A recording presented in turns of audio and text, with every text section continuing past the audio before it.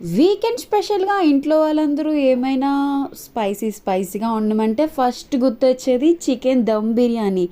పెద్దగా ప్రాసెస్ కూడా ఉండదు. ఈజీగా అయిపోతుంది కాబట్టి నేను కూడా చేసేసాను. ముక్క చూసారా చాలా పర్ఫెక్ట్‌గా ఉడికింది. ఇలా ముక్క సాఫ్ట్‌గా కుక్ అయితేనే బావుంటది. జ్యూసీగా. అండ్ చికెన్ కర్రీ కూడా వండాను. అందులో కొంచెం చికెన్ ఏసేసుకొని తింటే సూపర్ ఉంటది. మనం తినడం నెక్స్ట్ ఫస్ట్ అయితే బాడీని కూల్ చేసుకోవడానికి మజ్జిగ తాగండి.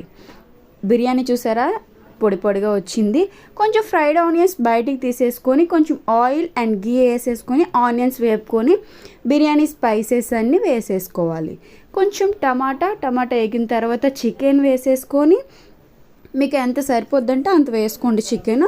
కొంచెం సాల్ట్ అండ్ కొంచెం పసుపు కొంచెం కారం వేసేసుకోవాలి. బాగా మిక్స్ చేసుకోవాలి. మొత్తం కలిసేలా కలుపుకోవాలి. తర్వాత కొంచెం పెరుగు వేసేసుకొని గ్రేవీలా వస్తుంది. కొంచెం పెరుగు వేసేసుకోండి బాగుంటుంది.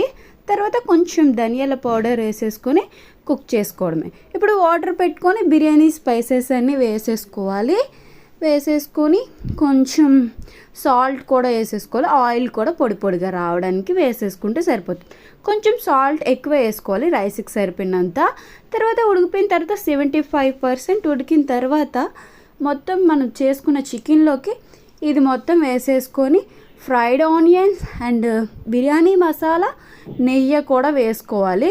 ఇప్పుడు కొంచెం ఫుడ్ కలర్ ఆర్ ఏదైనా వేసుకోండి బాగా వస్తుంది. తర్వాత చూసారా పొడిగా మనకి బిర్యానీ పర్ఫెక్ట్గా వచ్చిందని చెప్పడానికి విడివిడిగా పొడిగా